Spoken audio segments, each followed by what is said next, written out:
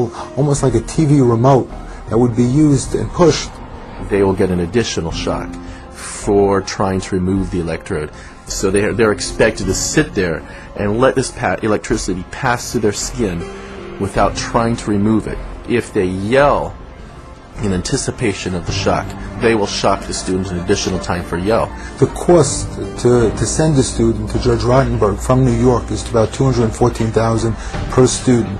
These students are tortured. They're given this electric shock therapy for no other reason but to inflict pain. Other techniques include administering electric shock to treat sexual deviance, sending powerful magnetic impulses through the skull to interrupt brain activity, and shooting high voltage through surgically implanted electrodes, all to stifle problem behavior, and costing up to $100,000 per patient. And while this science without a soul led to behavior modification techniques that continue to generate billions in research and treatment, it also laid the groundwork for another psychiatric movement that would cause the deaths of millions.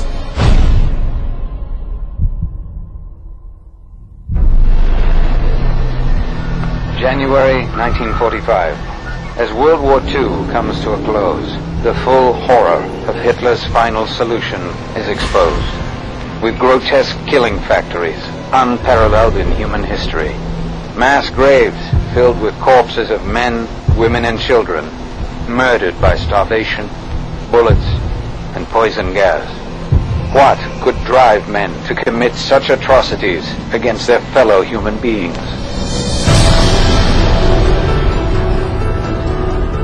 The answer is the pseudoscience called eugenics, created and promoted by psychiatrists decades before the Nazis came to power.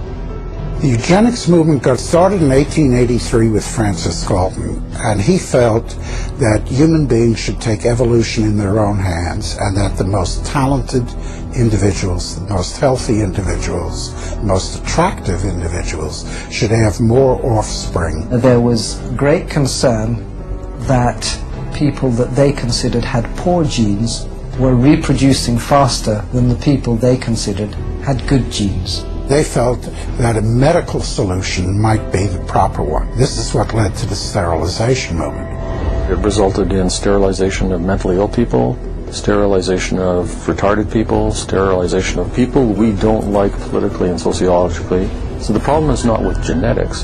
The problem is a pretend phony genetics used to justify inhumane social policies.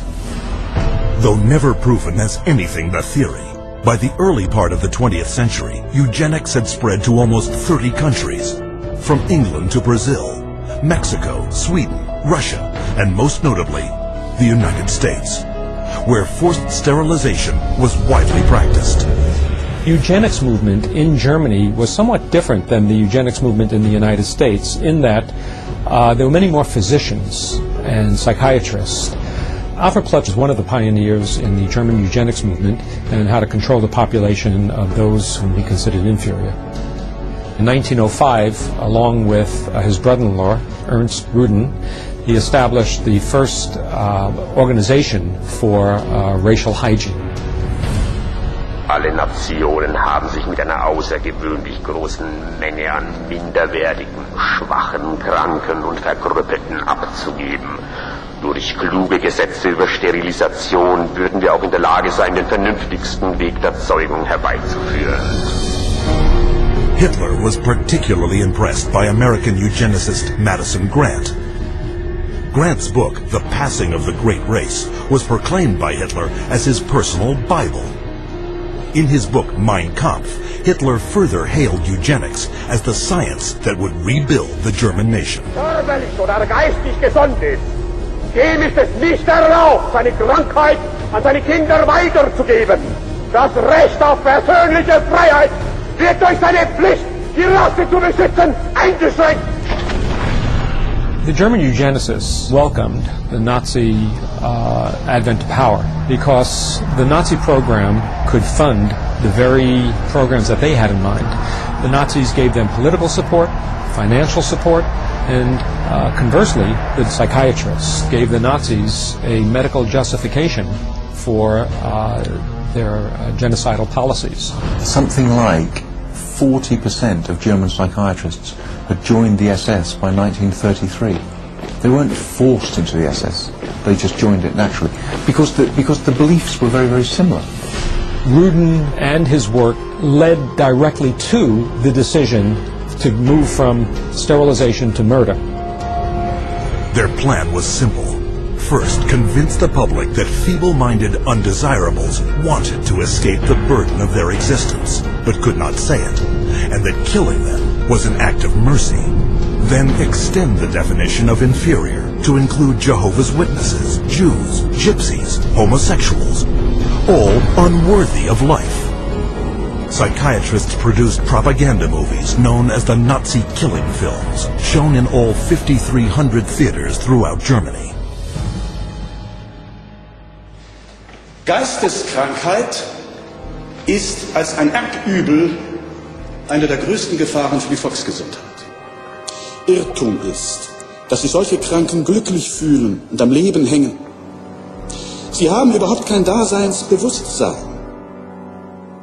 Wer von ihr befallen wird, dem ist die schwerste Last des Schicksals auferlegt.